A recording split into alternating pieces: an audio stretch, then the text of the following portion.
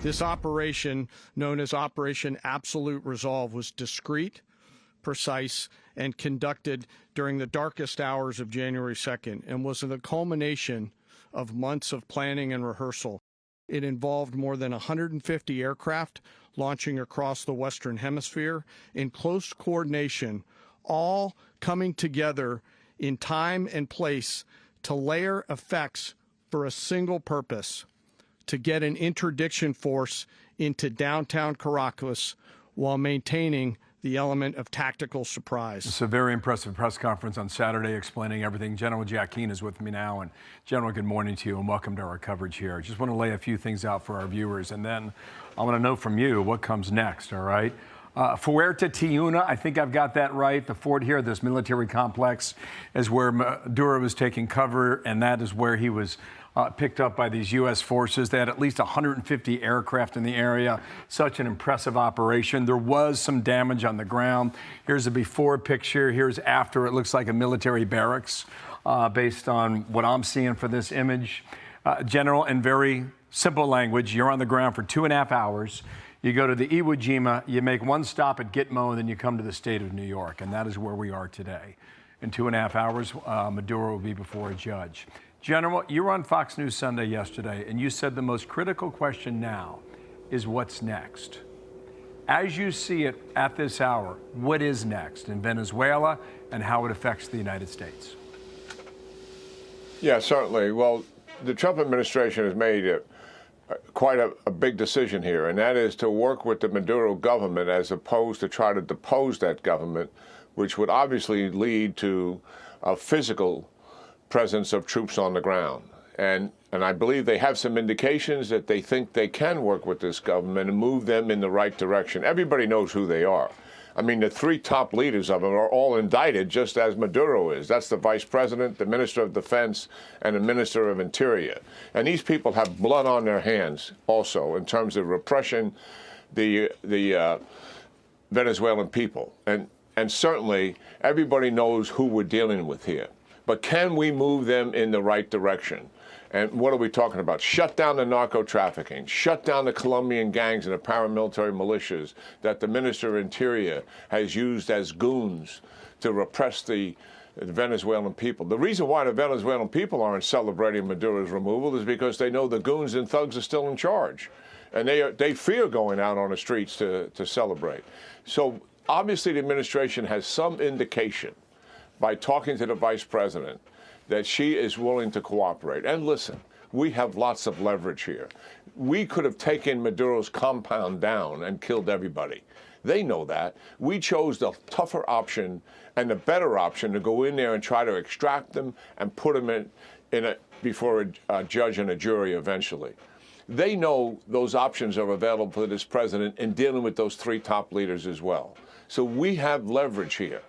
And what we want to do, in addition to what I just suggested, and the Secretary of State said so on television on Sunday, the objective is to move to a democratic form of government. And listen, so people understand, we're not about nation building here. This is not Bosnia-Herzegovina. It's not Iraq and it's not Afghanistan. Why? Because the democratic structure already exists in Venezuela, albeit it's in the wrong hands under Chavez, under Maduro, and now under the vice president. There is a Supreme Court. There is a National Assembly, a legislative body. There is an executive branch. There is a civil society that has been significantly repressed for the last 14 years and absolutely punished. But that society will come to life and be energized and be in the streets supporting a movement towards elections, which is what the administration wants to do. But they know they can't do it immediately because it's not prepared to do it immediately, and they want to first achieve some stability and then move towards it. Don't rush towards it, but make certain we get everything in place to make certain there's success here. It's an open question, Bill. We don't know how much this regime will cooperate. They want to protect themselves, but we have lots of leverage. We also have an amnesty leverage. You work with us, and we'll give you exile, and we'll give you no indictment. You help achieve our political objectives and inside the country, and also our security objectives, and there may be something positive for you at the end. So I don't know what the conversations are. I'm only speculating. But the administration believes, at least now, we can work with them and help them accomplish our political and security objectives. If not, we have an or else option as well. Wow, well stated, sir. Let me try and run a little bit of this down and give me your reaction to this. The woman you're describing is Delcy Rodriguez. She's the interim leader, considered the vice president. There were some reports over the weekend that she was in Moscow. I don't think any of those reports turned out to be true. I don't think any of those were verified in the end. But she put out a statement last night around 9 o'clock Eastern time, and she said the following. She said, "We extend an invitation to the U.S. government to work together on a cooperation agenda aimed at shared development within the framework of international law and to strengthen lasting community coexistence." Might have taken a team to write that one, but go ahead and interpret that based on how you read what sort of signal she's telling the U.S. government and President Trump. Well, just a few hours prior to that, she was very defiant and non-compliant. So obviously, someone has had a conversation with her, likely Secretary Rubio.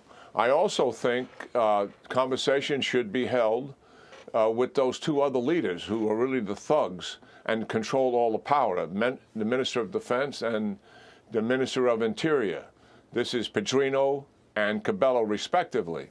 And we should have conversations with them. And even the chairman talked to some of the senior generals, saying, look, we know who you are. And we know your hands are dirty here. And we know you've been taking narco-trafficking money for years. You need to cooperate with us in moving forward.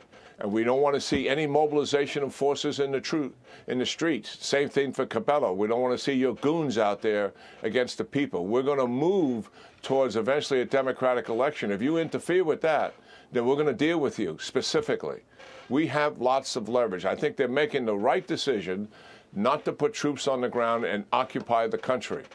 We're going to see if we can work through this with this administration, knowing we have intimidation and coercion here, and also a free ticket out of there as a reward for that cooperation. Lots of options available here. It may not work. And then we have the or else option. Yeah, General, I got to run. Feels like we're in a 20-chapter novel here, and it's still well into chapter 1. I don't know if you disagree with that, but that's what it feels like as of Early today. stages. Early stages. Thank you, sir. Nice to see you, Jack Keane. Thanks. Hey, it's Will Kane. Click here to subscribe to the Fox News channel on YouTube. It's the best way to get our latest interviews and highlights. And click to subscribe to the Will Kane podcast for full episodes right now.